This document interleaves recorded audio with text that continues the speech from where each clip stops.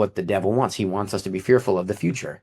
And then Matthew talks about I think Matthew 6 possibly, where it's like, do not worry about tomorrow. Tomorrow is enough Or worry. take care of itself. Or, Yeah. yeah, today has enough worry of its own. It's the same thing. Right. That's not just day to day. That's moment to moment.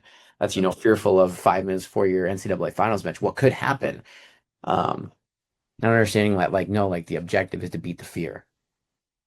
Because that's a Yes. key thing for athletes. And I think personally, like, you're scared, sometimes you are scared to lose. You're scared to take a shot because you don't want to get spun behind.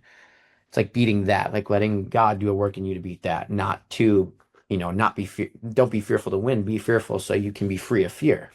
And Yeah. generally, you would say if you're free of fear, people are dangerous when they wrestle, right? Yes. Yes.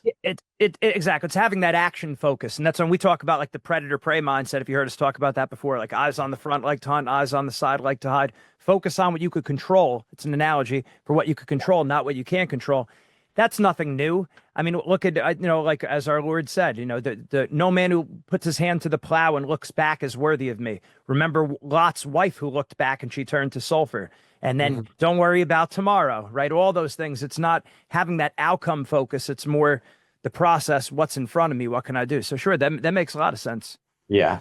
I'm just gonna kind of like wrestling with that just to see if that's like something that maybe I was not thinking about wrong, but maybe praying. I could have been better with my prayer and the way I was like, processing that. So yeah, just a lot going on in terms of like adjusting to this new coaching life and a lot of rehab, I'm doing it's not just my knee that hurts, I feel like I had a partial tear in my shoulder in the year. Just kind of get my body like 5 years of college wrestling, will do that to you. Oh yeah, yeah.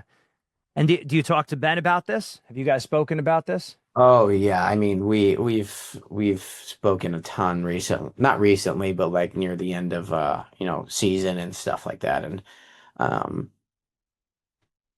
Ben's just great. He gives such a good perspective on, he's honest, but he's also like very realistic. And so um he was very supportive through the whole process. Obviously, he was sad for me, dealing with with the injury I had to deal with, but at the same time, he understood like, hey, like, it doesn't matter how you feel right now. You have to go out and you have to compete and you have to be fearless. And I did everything I could, did my rehab the best I possibly think I could. It was in there every freaking day of the week and then some, and trying to adjust and wrestle the way I needed to.